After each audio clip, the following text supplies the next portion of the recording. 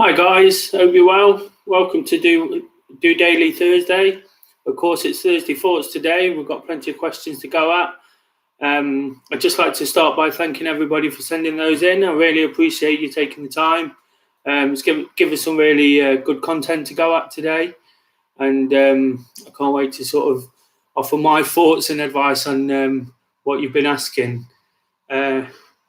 So without any further ado, I'm going to get straight into it. Like I said, there's lots to go at. So the first question we received in was from Dawn. Dawn says she likes to walk with her mum. They like to sort of get out and do some walking. It's something quite new to her mum. So with her being 70 years of age, Dawn would like to know what sort of activity she can do with them, what levels of activity and how much she should be doing and how much they should increase it week on week. What I'll say to start with on that is basically when you start exercising, the first thing you need to consider. Sorry, my phone's shouting at me. The first thing you need to consider is sort of taking it easy, building into it. So start off small, work yourself up. As time goes on, you'll naturally get stronger, you'll naturally improve, and you'll naturally find some sort of routine and rhythm to go at. You know, she's asking about the pace there. I think I've said this about running. I said this a couple of weeks ago about running. If you walk the same thing sort of 10 times, you'll naturally walk it quicker. It's just one of those things. I have done a little bit of research again, like I answered the question about children before. I don't know what sort of older adults should be doing. So looking into it a little bit, there is a suggestion that older adults, people over 65, should be doing sort of a minimum of 150 minutes of moderate exercise. That might include sort of walking, brisk walking, riding a bike if that's possible, a bit of dancing even, pushing a lawnmower. So the recommendations, and that comes from the NHS, is for older adults to do around 150 minutes of exercise, which is of course 2.5 hours a day. And I've told you before, my sort of rule of thumb is to at least get 30 minutes in a day. So at the moment I'm taking part in activity around a running injury. So I'm kind of in a similar position. What do I do? How much can I do? But what I try to do every day is just do 30 minutes. If you do 30 minutes a day, whether it's walking or other bits and bobs around the house, cleaning, just getting up and making a cup of tea, it's important to keep moving and keep doing it every single day. That's partly why we're here in the first place, is to encourage people to sort of take part in more exercise on a daily basis and just stay active to reap in the obvious health benefits. As we grow older, of course, it's important to sort of stay agile and stay on top of any illnesses that might occur. Naturally, these things sort of kick in as we all grow old. So it's even more important, I guess, to stay active. Keep up that light activity around the house, all that sort of, all the little jobs you need to do. Of course, try not to sort of sit down for too long and lie down for too long. Whilst, of course, getting rest is important, it's also important to stay active. So like I say, the sort of guidance around that is 150 minutes, and when you break that down over a week, it's 20 odd minutes. So if you can go for a walk for 30 minutes a day, which is, to be honest, is not going to be too much for most people. I know not everybody could do that, but for those that can, if you can do 30 minutes a day, you've got a solid base. And what I'd say from that is that the more you do it, the more you walk, you'll probably walk further. And if you are looking to increase and you do want to walk further, like with running, I'd probably suggest just the sort of 10% extra a week. So if you walk 10 miles over the week, over 7 days, next week walk 11, and good ways of recording that is the Strava app and other fitness apps, and recording on smartphones and watches.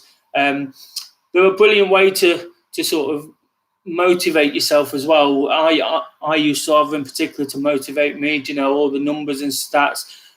As a runner, and know lots of runners out there. We love to pull the numbers out and look what we've done. And I just find they're a great way to sort of set yourself new targets. It's all recorded for you, so you don't have to write anything down or do anything like that. So I just to answer Dawn's question, basically, I would suggest just upping the mileage or whatever you're working by 10% each week. Keep doing it. Exercise is not easy for all of us, so particularly when you get old, you might get out of breath. You might get, obviously, I don't want you to sort of have breathing issues, but if you're getting out of breath, it's probably doing the trick. And what I tend to say to people sort of starting out or getting back into exercise is it's going to hurt a little bit, and don't be frightened of getting a little bit out of breath.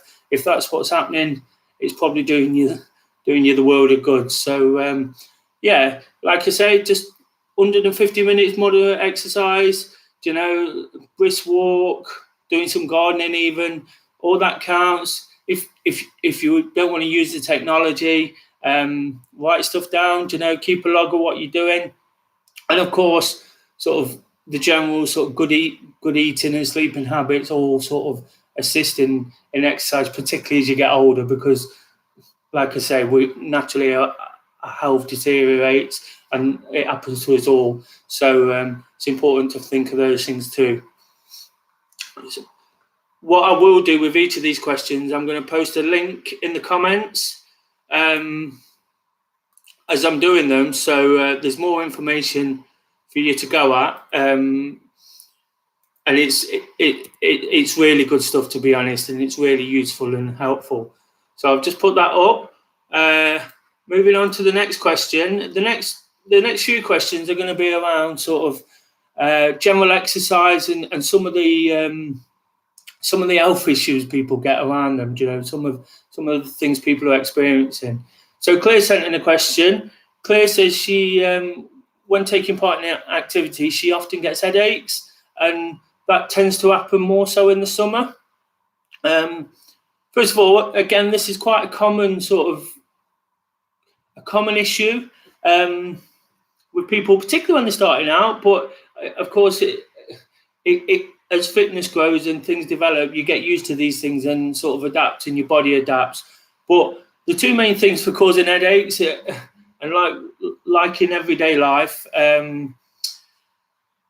dehydration is a major factor. You need to make sure you drink enough before, during, and after each exercise. If you're running in particular, then anything over 90 minutes, you probably want to mix that up with some sort of sports drink or nutrition drink, just to put the sort of sugars back in the body from where you've sweat and sort of release those. Give yourself that sort of kick to push on. Of course, poor dehydration is caused by lots of things, sort of tiredness and sleep. So again, you might want to sort of look at what you're eating and how you're sleeping and how you're sort of looking after yourself. One thing you can do after exercise to check on your sort of dehydration level is to do a bit of a urine test. So you might go to the toilet, and if it's dark yellow, then you need more water, and it's key then to drink more water until it's a much better colour. We all know what colour it should be. So that's the easy way to sort of judge if you're dehydrated or not. Another thing, and Claire mentions it herself there, she gets more headaches in the summer. It could be the sunlight itself giving you an headache. So if you're out running, for example, you might want to wear sunglasses or a cap. You might want to run in the shade wherever possible. It might just be a pure fact that the sunlight's beaming into your sort of skin in your eyes, and it's making you feel drowsy. So there's a couple of suggestions you can do if that's the case. And also, there is such a term as exercise headaches. So basically, when you exercise, the muscles in your neck and your blood, the muscles in your head and neck need blood to circulate. As a result of this, the blood vessels in these areas we kind of expand. So they need sort of more sorry, getting a bit tongue twisted. Yeah, the muscles in your head and neck need more blood to circulate because of the expansion. So that might cause an headache, and it's not. There's no sort of natural reasoning other than that. There's no way of kind of stopping that. Sometimes that can be sort of brought on through if people in your family suffer with headaches, or if you're suffering with headaches in sort of when you're doing other things outside of activity. A suggestion to kind of combat these, like I said, there's no real reason it affects one person and not the other. There's no sort of there's no reason it should. They've done tests and there's no. They can't figure out why it would affect one other than the other. It's just something that happens. And a couple of things you can do is, a lot of people, you might see them stretching, do you know, their arms, and you see, I've just been for some exercise myself, so they might stretch up, they might sort of move their arms about, stretch the neck back, might just help, do you know. Also, general stretching after exercise, before an exercise, is also good because it gets your body, sort of warms your body up and warms it down appropriately rather than it being too quick or too slow. And again, that might help with dehydration, and it helps with recovery for the next time as well. So there's a couple of things there. Just going back to the dehydration thing, this came to me myself today, and I don't know whether I'm right or wrong. I'm going to try it. One thing, because I'm rubbish at sort of taking on enough water. Kay's always on at me about drinking more, suffer a little bit with headaches and things myself. And one little method I'm going to try on myself, kind of going to flip the whole thing on its head. All the advice tells you to drink when you're thirsty, and one thing I thought of was, if I think right now, am I thirsty? I'm not particularly, but if I think to myself, am I a little bit dry? I am a little bit dry actually. So, and I've got a drink here. So, if you can see what I'm saying there, basically, I'm a little bit dry, but I'm not thirsty. So, I'm trying to flip it into a positive, because I wouldn't drink if I thought, I wouldn't have had that drink if I thought I was thirsty. So, one little technique I'm going to try myself is just remind myself, am I a little bit dry? You know, not full on thirst, not go and get a big jug of water, but am I a little bit dry? And it seemed to work today, to be honest. Like I say, just taking the drink there, but I was trying this at work, and it just seemed to have the effect. It just seemed to work. So that's something you can try with the dehydration, and obviously, and to try and sort of stop with those headaches. What I will say with sort of headaches, most exercise-related headaches aren't benign, and they're probably kind of harmless when you're not exercising. But of course, if you get any other symptoms, what you would need to do is definitely speak to your GP. You know, if they last for more than a day, or these are things in general life that we should adhere to anyway. But if you start sort of vomiting or anything else that comes after exercise, it'd be worth speaking to your GP. Of course, I can advise you on the little things we can do, but I'm no GP, I'm no expert in this kind of thing. I've picked up through running and through reading about what I do. So hopefully that's helped clear. There's a few things there, and like I say, a lot of it's about sort of general health and well-being, but it does sort of come into play. And like I said, there is that such thing as runner's headaches. Hopefully it's not a case of that, and you can do the little sort of testers there to change that, and the situation improves. Moving on, Simon, basically, he's asking, he's saying that when he goes out to do some sort of exercise or activity, he quite often finds that he needs to go to the toilet.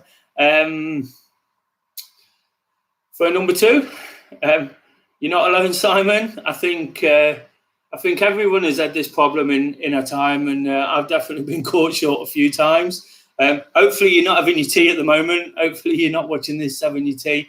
But it is worth discussing, to be honest, because again, having done a little bit of research into it, what I found is that when you run around, your stomach sort of jiggles around, your bowels sort of jiggle around, and what that does, it irritates your insides, and it wants to expel the contents. And the bowel needs a good blood supply. But when you're exercising, your muscles take priority, so blood's kind of diverted from your bowel, affecting its function. If that, hopefully that makes sense. That's something I kind of learned today, so I'm pretty sure I'm right with that. And as you, like I say, as you run, it sort of jiggles around and it irritates it, and it wants to sort of get out of your body. So there's basically, that's what causes it. And again, like the runner's headache, there's not a great deal. There's a lot of difference between people. Some people will experience it, some people won't. Some of the things that might cause it, sort of poor eating habits again. People who are looking for performance might take gels and such things, and might want to try things like that. What I suggest is that I get used to sort of routine, eating the things you do, particularly if you're training for an event, for example. Get used to sort of the things you eat and drink. You could always plan routes close to home. Might be a little bit sort of monotonous, but if you're having this problem, always plan a route so you're close to home or public toilets or something like that. Avoid sort of caffeine. Again, a lot of these energy bars and these energy drinks, that they might contain these things, so it's always important to read the label. Sometimes just eating simple before exercise, and long enough before. So if you're having a main meal, I never eat for quite a while before what I do. So if I was running, I probably wouldn't eat for 2 hours before. I might have a light snack if it was an early morning run, possibly sort of 45 minutes to an hour before. But I know I'm not great personally on running with too much food inside me. So it's one of those things. Of course, like everything, it's about hydrating well and relaxing and sort of putting the right things in your body. You could always sort of consider medication, but again, I'm no sort of medical expert. There is anti-diarrhea tablets. You could speak to a pharmacist or a GP again about that, but that's not really sort of my area of expertise, and it's not something I've tried myself. And of course, be prepared. Do you know that the term pooing myself is actually a thing, because your heart rate builds, and again it causes all this adrenaline which wants to release itself from your body, and the natural way is by doing what we're talking about. So that's where the kind of phrase comes from. So by being prepared and sort of being ready to do what you're doing and relaxed about the situation, you're going to be in a lot better frame of mind, and it might help you when you're out there and trying to avoid this problem. Like I say, so generally the really easy things you can do, sort of plan routes that are close to home. It does get people in different ways. Not everybody suffers the same issue, but hopefully you'll take something from that, and it won't be a major problem. And I am really sorry about those who might be having the tea. But there you go. So moving on, basically, John asked about, is it safe to run every day, and what do I recommend? Well, to be honest, John, as somebody who does streaks quite often, last year I ran 400 days in a row before an event, because I just wanted to do something a little bit different. Personally, I really enjoy it. I tend to feel much stronger. I tend to feel much fitter. I tend to avoid injury a lot better as well, to be honest. But what I do have to do within all that is make sure that I take the pace off some days. I can't go out and run at a quick pace every day, or I can't run sort of 10 miles every day. I've got to mix it up. I've got to do a couple of short ones. Like I said, as a rule of thumb, I work around this 30 minutes thing. So when I'm running in streaks and when I'm feeling a bit tired and feeling a bit sort of run down, I'll just do the bare minimum 30 minutes. I'll drop my pace right back. It's any run's better than no run. So going out there every day and sort of pushing it and doing too much, it can have a negative effect. Of course, it's there's many benefits to running every day, and there's studies showing that it sort of improves with sort of heart conditions and things later on in life, like Alzheimer's and things that might occur. But you can also do yourself some damage if you go out there. And to be honest, it's probably about listening to the body, and if you feel tired, you probably are tired. So there's no right or wrong answer again to this question. Basically, if you feel like you want to run every day, go for it. You might want to mix that up though with a bit of swimming, yoga, sort of other kinds of activity, cycling, just something that is a bit sort of easier on the muscles. People often talk about knees and running, so it might be a little bit easier on the knees and ankles. And if you've got injury, the last thing you want to do is kind of put pressure on yourself to keep running and keep these kind of streaks up. Like I say, a little bit guilty of this. Sometimes it's a case of do as suggested, not as I say. I've done these things myself. I know how keen we are to do these sort of epic challenges we set ourselves, but it's just about listening to yourself and doing what's right. No right or wrong answer, but please just be careful and do what you need to do. So hopefully that answers your question, John. Moving on, I've got a question from Karen. Thank you, Karen. Basically, she's saying, should we wear different running shoes for different surfaces we might run on, different terrains, whether it's road or grass or trails? Again, it just depends on your personal circumstances. So basically, you might to start with, there's shoes out there for everything. If you want to run fast on tracks, or you want to run on pavements, or you want to run on trails, you can buy all sorts of different shoes. The first thing I will say about that, it's very, very expensive. So if you can afford that, then that's fantastic. And if you want to sort of buy these shoes, it is ideal to wear trail shoes when you're running on trails, and perhaps a more sort of medium cushion trainer when you're on grass and pavement type thing, as opposed to the firmer surface, the firmer soles you might wear on trail surfaces and sort of gritty surfaces. So there's definitely a trainer out there if you want to, and they're designed to sort of help whilst you're out there. But whilst all that's great, it might be very very expensive.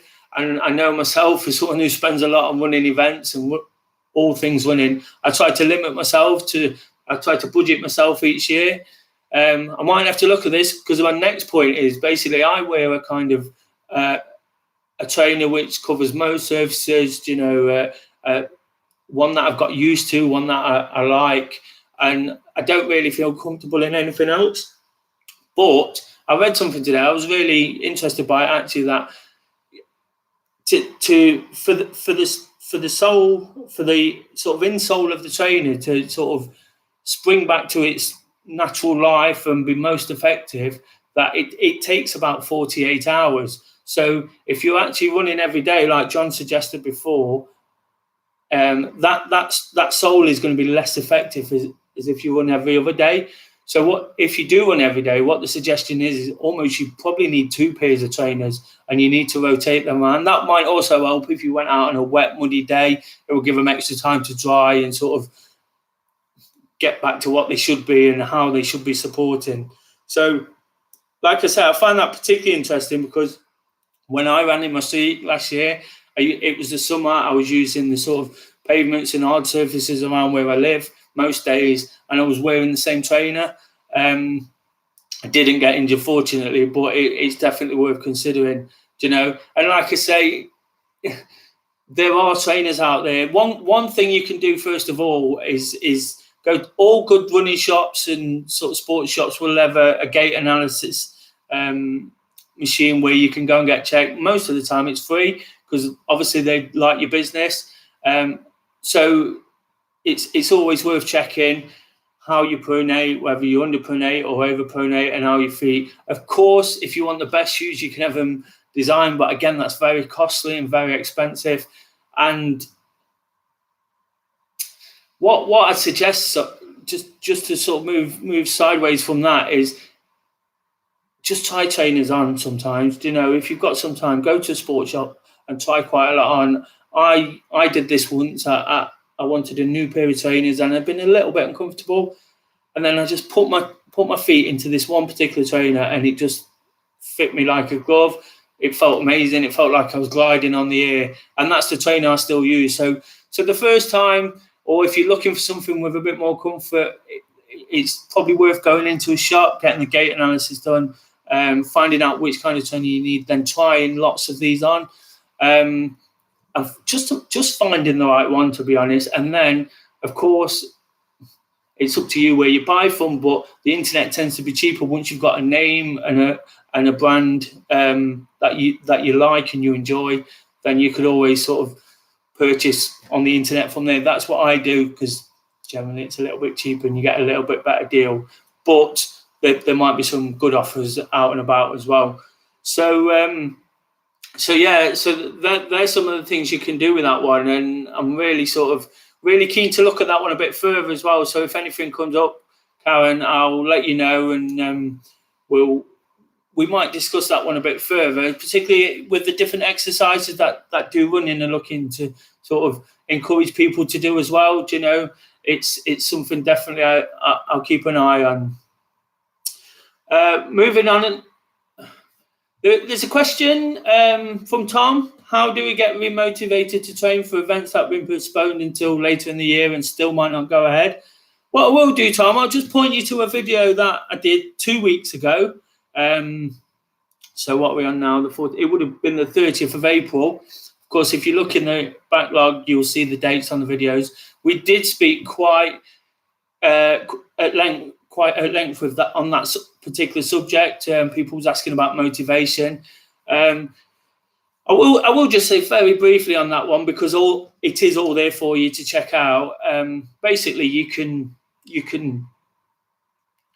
What I would do is just enjoy running. You know, again, it's about being prepared. So on the big day, if you know you can never do too much training unless you've done too much vigorous training. So it might be a case of just taking it back a little bit and always having that little bit extra and giving yourself that time to train. Of course, we love doing events and they spring up on us and we feel like we've not done enough. So if you're prepared and ready and you're just getting out there for the love of running, then that's not a bad thing, is it? You know, so it's just important to sort of stay focused on what you're doing and why you're doing it.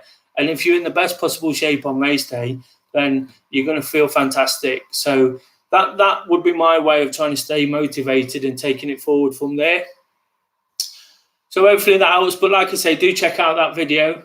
And the last question I got was from Ben. I don't know. He was obviously asking me the question. Thought I was the one asking questions here, Ben. But basically, what he says is one piece of advice. What one piece of advice do you wish somebody had given you when you first started running? What I'm going to do with this, I'm going to create a little bit of a challenge to you. What I want to do is ask everybody out there, what one piece of advice do you wish somebody had given you when you was running? I'd love you to comment. Just very briefly, I'd love you to let us know what one piece of advice, all you runners. For me personally, there's lots, to be honest. All these questions that getting asked. The breathing one was a particular sort of frustration of mine when I was starting out. You know, I thought I was doing something wrong. I answered that question last week. But again, it's just about sort of getting it right, getting your own sort of rhythm. You know, and I'm going to think about this a bit more as well, and I'm going to answer that question next week fully. But what I'd like you guys to do is to tell me which one piece of advice did you want, and then we're going to come back and make it a bit of a subject for next Thursday's questions. So that's kind of that's what people have been asking us this week. I hope you've. I know it's quite a long video today. Hope you stuck with it. Hope it's been a little bit insightful and there's some good information there for you to take forward. Of course, I'll be back tomorrow. I'll be back early tomorrow. I've got a little challenge set for the Saturday selfie, so I'm looking forward to getting out and being able to discuss that with you. And I'll be going somewhere a little bit different because it all relates into the challenge. So I'm looking forward to that. If you've liked what you've seen, do let us know. Keep following and subscribing. Please give it a share. Like I say, please comment on what one piece of advice do you wish somebody had given you before you started running. I know there's lots of runners watching, so really appreciate that. And see you tomorrow. Just doing it.